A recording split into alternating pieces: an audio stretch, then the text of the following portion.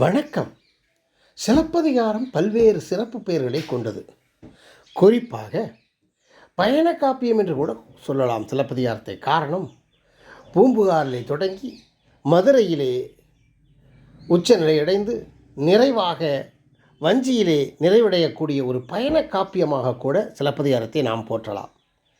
அது 10வது காதை. சிலப்பதிகாரத்திலே 10வது காதையாக நாடுகான் காதை சொல்லப்படுகிறது. கண்ணகியும் கோவலனும் காவிரியின் வடகரையில் மேற்கு திசையில் புறப்பட்டனர் மதுரைக்கு.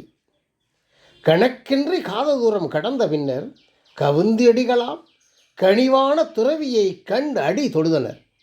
மூவரும் நடந்தனர். காவிரி ஆற்றை கடந்த பின்னர் பூவிரியும் சோலையிலும் பொதுமை பேணிய சத்திய வாணர்களாம் சாரணரை தொழுது அருகக் கடவுளின் அறங்களை அறிந்தனர். அருகிருந்த இடத்தில் தங்கிய பொழுது பம்பப் பரத்தையும் வருமொழியாளனும் கண்ணகி கோவலனை பழித்து பேச காரிகையர் துறவி கவிந்தி அடிகள் இருவரையும் சபித்தார்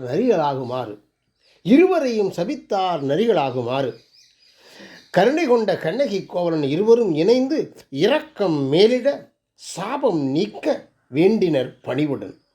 அருளும் செய்தார் கவுந்தி அடிகள். அப்பொழுதே மருளும் மண்ணின் பெருமையினுடன் திகழும் உயரிய நகராம் உறையூரை அடைந்து மூவரும் தங்கி களைப்பை அகற்றினர். இவ்வாறு சிலப்பதிகாரம் முழுவதிலும் பல்வேறு வகையான பயணங்களை சொல்லுவதாக அமைக்கப்பட்டிருக்கிற காரணத்தினாலே சிலப்பதிகாரத்தை பயணங்கள் மிகுந்த காப்பியங்கள் என்றும் பயண காப்பியம் என்று கூறுவதும் பொருத்தமுடையதாகும். நன்றி, வணக்கம்.